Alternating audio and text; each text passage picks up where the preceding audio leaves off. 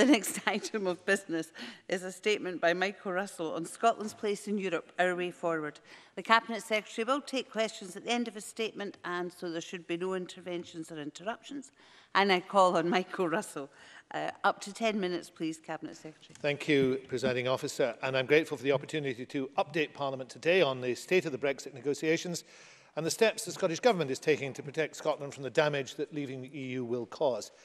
Let me start by being clear. The premise of all my previous statements to the Chamber has been that there are ongoing negotiations of substance and that the UK Government is working towards a plan. I am no longer confident that that is the case. On the withdrawal agreement, which is supposed to be the easier part of the negotiations, it's now clear that UK Government ministers are incapable of reaching agreement, even within their own party, on the crucial issue of the Northern Ireland backstop. So with just weeks to go before an agreement needs to be signed, the UK Government does not have a coherent or unified position that it can put before the European Union. Put bluntly, Presiding Officer, the UK Government has no plan, and no plan to get a plan. On the future relationship, which even if a withdrawal agreement is made, will be subject to probably years of difficult negotiations, again, there is no UK Government position worthy of the name. The Chequers proposals have been rejected by the EU and are under attack from all sides. It's time to face the reality that without something new and some means of the Tory party setting aside its internecine warfare, then we are heading to a disastrous no deal. But there is, of course, one credible plan on the table. That is the plan from the Scottish Government, which we have been advocating since the publication of the first part of Scotland's place in Europe in December 2016, and which continues to attract support. Presiding Officer, on October the 15th this year, the Scottish Government published Scotland's place in Europe, Our Way Forward, updating the case if the best solution of staying in the EU is not possible for both the UK and Scotland to remain in the single market and the customs union. Later in that week, the European Council broke up without concluding either a withdrawal agreement or a political declaration on the future relationship. We are therefore at the brink of that catastrophic no deal. Yet meanwhile, we have tragedy turning to farce, even in this chamber, with the spectacle of the leader of the Scottish Conservatives and the Secretary of State for Scotland threatening to resign if a Northern Ireland backstop is agreed, in case that strengthened the case for Scotland staying in the single market. To go out, Presiding Officer, on the principle that Scotland must be guaranteed a worse deal than that which could be and should be on offer. What this country deserves is a clearly articulated plan. Scotland deserves a plan which is evidence-based and objective, a plan that provides a firm basis for fruitful negotiations with our European partners, and most importantly of all, a plan that will protect jobs, living standards and rights in our society. The Scottish Government has repeatedly and with constantly increasing detail set out just such a plan, one that could and would solve the current impasse in the negotiations, providing a basis for compromise. Our plan would remove the political difficulties with the EU and provide a secure foundation for negotiations in the critical coming weeks. It would reassure business as they reluctantly start to make investment decisions detrimental to our collective future. Indeed, the CBI set out as recently as yesterday that business optimism is falling at its fastest rate since the Brexit vote. So let me make clear what is required now. Before leaving, the UK Government needs to secure both an agreement on the terms of withdrawal and a political declaration that provides clarity on the future relationship. Both of which, of course, the Prime Minister said in her Lancaster House speech would be secured by late 2018. A small number of simple steps would allow for these difficulties to be resolved, simpler steps than the contortions put forward by the Prime Minister on Monday. The UK Government should revise its negotiating position on the future relationship to ensure that the whole of the UK remains within the European single market and the customs union. However, if the UK Government rejects this, it could seek an extension to the Article 50 period to allow for a consensus to be agreed across the UK, thereby avoiding a hurried and damaging exit. And if that proposal was rejected by the UK Government, then the political statement on the future relationship must be sufficiently detailed and any subsequent legislation sufficiently clear to allow the people of Scotland to understand the impact on their lives of the monumental decision to leave the European Union. The political statement should also provide clearly for an extension of the implementation period if needed. We must not be required to sign up to a blindfold Brexit. Our priority is to avoid the damage of either a no-deal Brexit or that blindfold Brexit, in which the UK leaves with no detail on the future economic partnership. Both of those outcomes will be disastrous for jobs and living standards. We are clear that the proposals made in the so-called Chequers Agreement will not work, and of course they have already been rejected. These issues can be resolved, however, through long-term membership of the European single market and of the customs union. So it is demonstrably wrong to say that there is no alternative to the Chequers proposal. It is the UK's government's position which is unsustainable, a position that insists on pursuing proposals which are not acceptable to the EU, or it would seem to the House of Commons, whilst rejecting a plan that is. There is no reason why our proposals cannot be accepted quickly, but if more time is needed to avoid a no-deal Brexit or blindfold Brexit, then the UK government should ask for an extension to the Article 50 process. This would also allow time for another referendum on EU membership, often called the People's Vote. The people of Scotland voted to remain, and therefore if there is an opportunity to ensure their wishes are respected, it should be taken. If a proposal was brought forward for a vote on the final deal with the option to remain in the EU, the Scottish Government would support it and SNP members of Parliament would vote for it. But we must also find a way to ensure that any second referendum does not leave Scotland in the same position as in 2016, voting to stay, but ending up being taken out against our will. As I conclude, Presiding Officer, let me address three more issues briefly. Firstly, I believe some have chosen to misrepresent our position on Northern Ireland for their own divisive ends. We fully and unequivocally back the Good Friday Agreement and support the invisible border in Ireland, recognising the unique circumstances there. However, we have argued since 2016, since well before the backstop was even conceived, that the UK government should be putting forward a differential deal reflecting our Remain vote if the UK were to leave the single market. That was and is independent from any Northern Ireland backstop.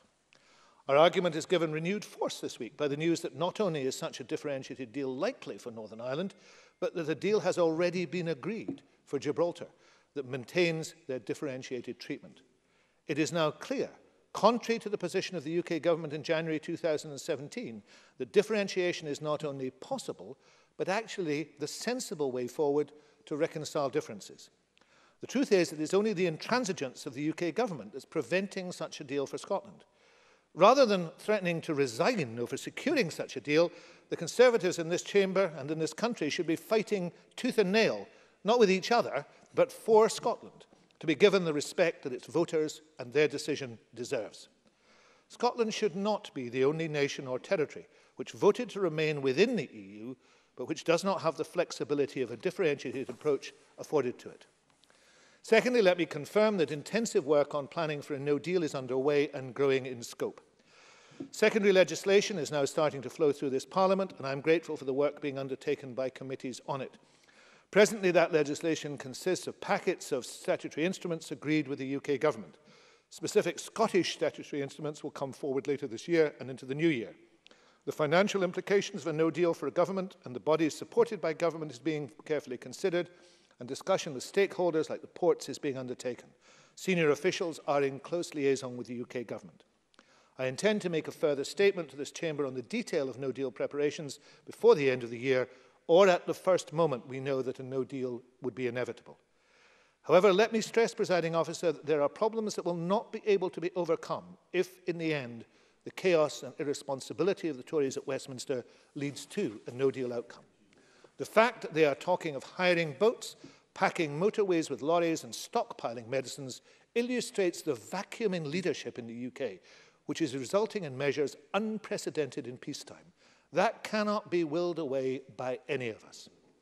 And finally, Presiding Officer, let me conclude with two specific commitments. With crucial decisions coming up over the next few weeks, it is vital to break the impasse. A decision to maintain membership of the European single market and the customs union would both secure a withdrawal agreement and provide the clarity needed to the future relationship. I can therefore say that if the UK government puts this option on the table, we will commit ourselves to support it. But without such a proposal, we reject every other option, short of staying in the EU, as all deliver not progress, but a succession of unacceptable and damaging bad deals, or ultimately no deal at all. However, I'm also clear that it should not just be voices in Westminster who get to be heard. and especially not those who are determined to ignore the votes of Scotland and sell Scotland very short indeed in terms of our future prosperity. The UK were repeatedly told during the 2014 independence referendum that it was and must remain a partnership. Lead, don't leave, they said. But now the Tories say, we're the ones who are leading, we're the ones who are telling you, you're leaving. Your democratic choice doesn't matter. Well, it does. The government will never accept the silencing of Scotland. So if a withdrawal agreement and political declaration are in the end concluded and offered to the House of Commons, then we make this commitment. Before the Westminster Parliament votes on that deal, the Scottish Government will seek to ensure that this Parliament can pass its own judgment on it. On this most crucial of matters, Scotland must be and will be heard. Cabinet Secretary will now take questions on the issues raised in the statement, and I'll allow around 20 minutes for that. Could you press your request to speak buttons, please? Anyone who wishes to ask a question, and I stress the word question rather than statements. And I call Murdo Fraser. Officer, can I thank the Cabinet Secretary for the advanced sight of his statement, although there is little in it we have not heard before. Indeed, all today's statement seems to be as another opportunity for yet more grandstanding and grievance from a minister who has become a master in both. The Cabinet Secretary tells us how catastrophic a no-deal scenario would be, but then astonishingly goes on to say that SNP MPs would bring on a no-deal scenario by voting against proposals brought forward by the UK Government. That's an irresponsible approach, Deputy Presiding Officer, and will be seen as such by the people of Scotland. And it seems extraordinary that we have a Cabinet Secretary in the Scottish Government who is unable to draw a distinction between arrangements for Gibraltar, a British territory with a tiny population, geographically situated thousands of miles away and attached to mainland Spain, and the very different situation in both Scotland and Northern Ireland, fully part of the United Kingdom. A differentiated deal for Scotland would put at risk the internal UK market, which is worth 4 times more to the Scottish economy than trade with the EU, a point which has been made by the likes of Sir David Edward and Lord Kerr, both members of the First Minister's own Standing Council on Europe. Will the Cabinet Secretary at last acknowledge this basic fact that maintaining the UK internal market is of far greater importance to the Scottish economy than is the EU single market? And finally, on the issue of the so-called people's vote, is it really now the SNP position that all referendums must be rerun until they get the result that they want, or does that only apply to referendums where they are on the losing side? Michael Russell. The one thing, Presiding Officer, that never astonishes me is Murdo Fraser's brass neck. I mean, not so much brass as titanium lined, I have to say. The reality that we are in this situation, the reason we are in this situation, is because of the total and utter incompetence of the Tory party in government at Westminster.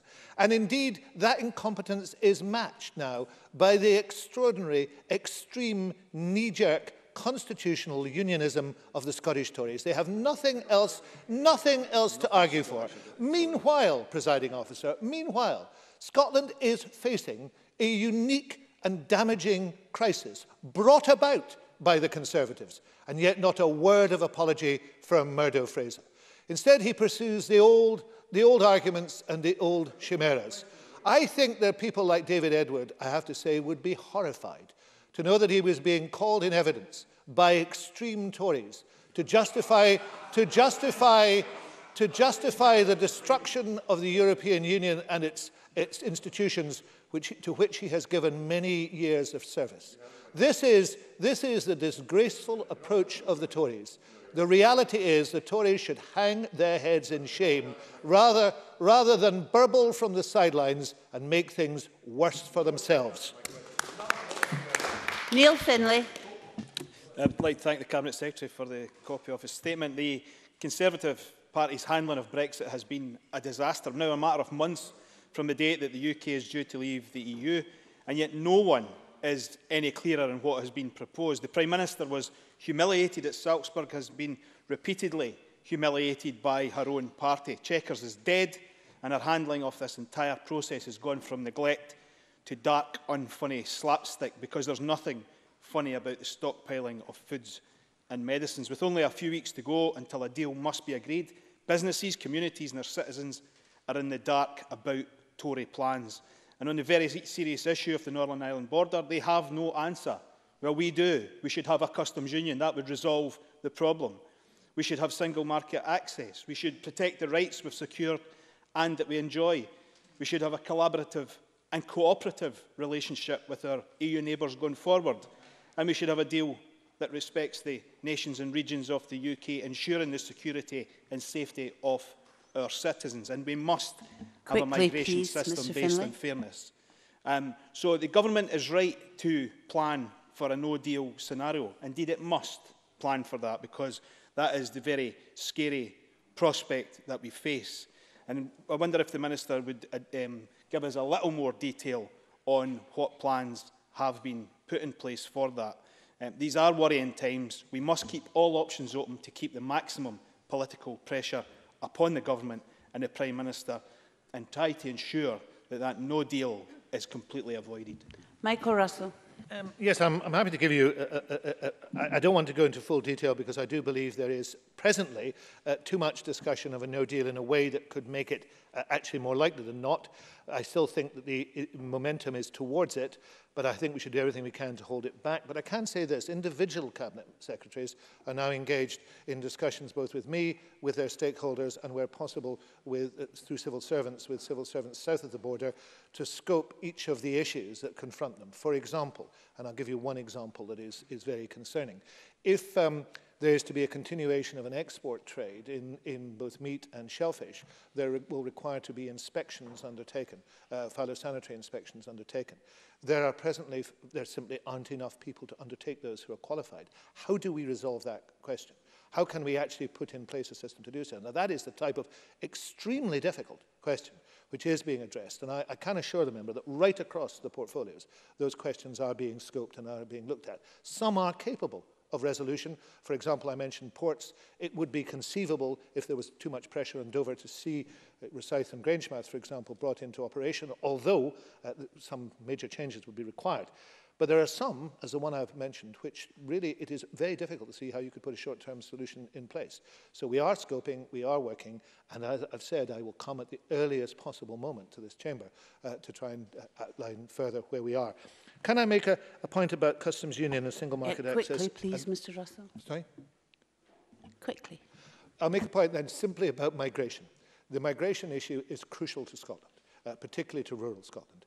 And I am shocked that the UK government is still unable to discuss that in a constructive way with this government and the Welsh Labour government. Both Mark Drakeford and I made that point very forcibly at the JMC 2 weeks ago, and will go on making it. Can I say the first two questions have gone well over their allotted time. That has an effect on backbench questions. I would ask backbenchers please to be quick to allow their colleagues an opportunity to ask. Joan McAlpin, followed by Maurice Golden. Thank you very much. Yesterday, the leader of the UK Conservatives in the European Parliament caused deep offence when he compared the 200-strong Socialists and Democrats MEP group to the Nazis. This comes on the back of the British Foreign Secretary comparing the EU to the Soviet Union. Does the Minister agree with me that the Tories are poisoning the UK's image in Europe and the world, and that these narrow-minded British nationalists do not speak for Scotland? Yes. Michael Russell. I would agree. I would agree. And if there were further evidence required of that, it would be in the questions from Murdo Fraser, which didn't address this as a serious issue, which addressed it from the narrowest partisan point of view, which damages all of us. Maurice Golden, followed by Annabel Ewing. Thank you. The statement makes clear that a no-deal scenario would be, and I quote, disastrous and indeed terrible for Scotland. Given this, why are the SNP, both here and Westminster, so desperate to vote for a no-deal? Michael Russell. Well, again, you see, that just shows the problem that the Conservatives have. The reality of the situation is nobody is desperate to vote for a no-deal. The only people who want a no-deal to take place are colleagues of Mr Golden's, many of them, some of whom are lauded by Scottish Conservative MPs, because a false choice is being presented, Presiding Officer. It is not a choice between the Chequers deal or no deal. I've indicated at some length other choices that exist. If the reality of the situation was addressed by the Conservatives and the seriousness of the situation addressed by the Conservatives, they would be responding to this. But they are in actual fact destroying the prospects of this country with this extremism that we hear. Annabel Ewing, followed by Jackie Baillie.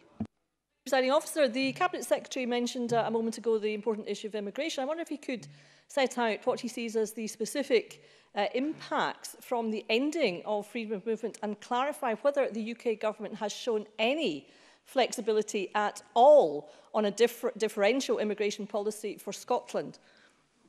Michael Russell. They have shown, the UK government has shown no flexibility on migration at all. All we hear from the relevant ministers is the parroting of the phrase that says freedom of movement will end.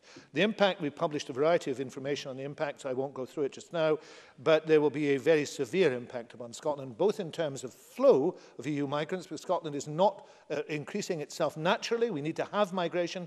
There will also be a severe effect as people are frankly turned off from staying in this country by the type of rhetoric that has been encouraged by the Conservatives. Jackie Baillie, followed by Patrick Harvie. The Cabinet Secretary rightly, in my view, recognises how disastrous a no-deal Brexit would be. Many would say it's all disastrous whether there is a deal or not. But I do want to ask him this, and it's something that troubles many people. If the UK Government brings a deal to Parliament, which might not be everything that we want, will SNP MPs vote for it because it's better than no deal at all? Michael Russell. The deal that is the only deal that would be possible that is acceptable beyond staying in the EU would be a single market and a customs union deal. Now, I don't want to equivocate on this because the reality of the situation is there are elements of the single market and the customs union deal which you would have to look at closely. And I know the member appreciates this. Freedom of movement, for example, the 4 freedoms are absolutely essential in these matters. So I have made it clear that a single market and customs union deal, one containing the elements, the important elements of the single market and the customs union, is conceivable as something that could go forward. But I am immensely resistant to the argument that the only choice is between Chequers, which has already been rejected by the EU, and no deal. That is not a realistic choice. It is a false choice. And it should not be put in a way that says choose one or the other, because neither are acceptable. But nobody wants to see a no deal. And the no deal that appears to be hurtling towards us is not because of the SNP. It's not because of Labour. It is because of the Conservatives. It is because of the 2 factions in the Conservatives, one of which wants a no deal, though that is unbelievable that there are people like that, but one of them wants a new deal, but the second faction is so incompetent they can't get a deal. So that is what we are faced with. But we should not accept the false dichotomy that is presented by the Conservatives. Could I ask you, please, Mr Fraser, to stop muttering? It's becoming very annoying in my right ear, constantly. Thank you. Patrick Harvie, followed by Tavish Scott. Thank you, Presiding Officer. On the point of the people's vote, the Minister says that we should find a way to ensure that Scotland's not left in the same position again, voting to remain but being taken out against our will. And I agree that that would be preferable. But can I ask him, if, as does seem likely, some kind of 4-nation lock proves politically impossible to achieve, that should not stand in the way of a people's vote. That should not stand in the way of giving the public the opportunity to do what Westminster parties won't do, cancel Brexit and stop this mess. Michael Russell. I'm certainly not going to give away my desire to make sure that Scotland is not protected in those circumstances. But we have been clear, and we remain clear, that the SNP MPs will vote for a people's vote. And I think that is unequivocal. We will vote for a people's vote. I see a people's vote, Presiding Officer, not as a second chance, but as a verdict upon the Tories' stewardship of Brexit. And it would be a savage verdict. Tavish Scott, followed by Emma Harper. Thank you, Deputy Presiding Officer. Can I thank the Cabinet Secretary for the statement in advance? Does he accept the principle of extending the transition period that the European Union proposed last week? And secondly, when and if there is no deal in March of next year, salmon, whitefish and mussels will be on the high seas from Lerwick to Aberdeen, which will be due to be in France by the next morning. What in heaven's name is going to happen to those businesses? Michael Russell. And the member knows that there will be live langoustines from the village of Tarbert in Argyll and other shellfish and other material that will be on the way too. And that is the question. And presently there is no answer to that, because there aren't enough phytosanitary inspectors to deal with those inspections, nor is there any guarantee that the goods will be accepted. And although the no-deal papers from the UK government say that material can come in without a check, that will not solve the problem we are talking about. The material coming in without a check will be open to fraud, undoubtedly. So this is a highly unsatisfactory situation, and I simply don't know the answer, and neither does the UK government. And that is a measure of the incompetence of these people. In terms of transition, if transition is required, then clearly there should be longer transition. It is interesting that the argument over transition has gone on for 2 years, and all the time people have said you'll need more than 21 months. It started with David Davis saying there would be no transition. I remember him saying it to me in October 2016 in Glasgow. And now, of course, they moved to transition of 21 months, and now they're talking about transition possibly up until the end of 2021 or beyond. But it has to be for something. And it cannot be, and this is absolutely clear, it cannot be instead of the backstop. If that is what Theresa May is proposing, and it appears to be in the bizarre statement she made on Monday, then it won't fly. Emma Harper, followed by Liam Kerr. Thank you, Presiding Officer. Has the Scottish Government had any indication from the EU that it is prepared to accept the argument from the UK Government that the Northern Ireland backstop should be temporary, as this may impact any movement through the Cairnryan port, which is in my South Scotland region? Michael Russell. No. There is no question of the backstop being temporary. That is entirely clear. And both sides will indicate that. So the solution has to be found by the Prime Minister moving from that position. And the Scottish Conservative Party moving from that position. Because the Scottish Conservative Party that appear to have been making some of the loudest noises on this, determined that Scotland should do as badly as possible out of any deal. Liam Kerr, followed by Maureen Watt. Thank you, Presiding Officer. Just over 1 hour ago, John Swinney was telling this chamber why he will ignore its vote on P1 testing. So can the Cabinet Secretary tell me what effect, if any, a vote on the final EU deal in this Parliament would have? Or does the Scottish Government think that votes in this Parliament should be heeded only by others? I think it would be inconceivable if this Parliament did not have the opportunity to say what it thought about this issue. If the Tories think it shouldn't, then one must ask, why are the Tories bothering to be elected here? Maureen Watt, followed by Pauline McNeill. Thank you, Presiding Officer. Can the Cabinet Secretary say whether he's had any indication from the UK Government over how they intend to ensure access to European markets for the fresh fish processed in my constituency and elsewhere, and whether, in order to avoid damage to this product in transport due to the forecast lengthy waits at the Channel ports, whether he will have these talks as a matter of urgency, as Angus MacDonald and I have both said, with the ferry companies to divert at least one ferry to use the Rosyth-Zeebrugge route. Michael Russell. I am sympathetic to the issue of direct transport from Scotland to and from the EU, and I hope that that can be arranged. But of course there are difficulties in so doing, and there have been difficulties in securing that route. But I would be very keen to continue to do so, and I'm sure my colleague, Cabinet Secretary for Transport, will wish to look at that too, and I shall discuss it with him. The point that the member raises about fish is exactly the point, essentially, that Tavish Scott has raised, that I've raised, that others raised, and it is one that requires a solution, but presently there is no solution to it. And that is the conundrum of the whole issue of no deal. There are matters in there which simply are not capable of solution, at least in the medium term, possibly even in the long term.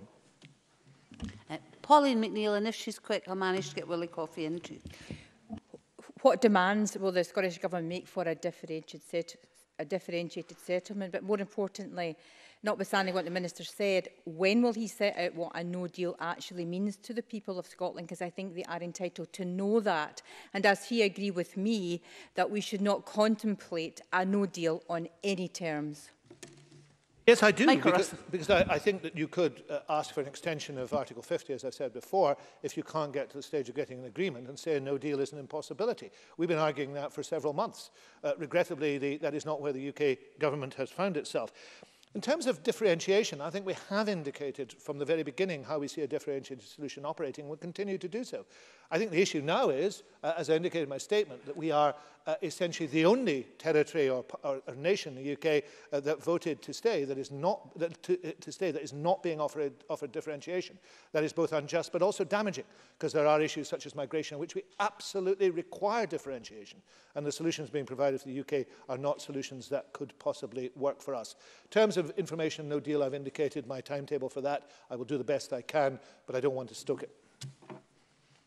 The last question is Willie Coffey. Thanks very much, Presiding Officer. The Secretary of State for Northern Ireland said on Monday that at the British-Irish Parliamentary Assembly that our government wanted an EU deal that works for Scotland. When I asked her who was best to determine what works for Scotland, she said that would be the UK Parliament. Does the Cabinet Secretary agree with me that this sums up the attitude of the Tories to Scotland, and that it's the Scottish Parliament that is best placed to decide what's best for Scotland? Michael Russell.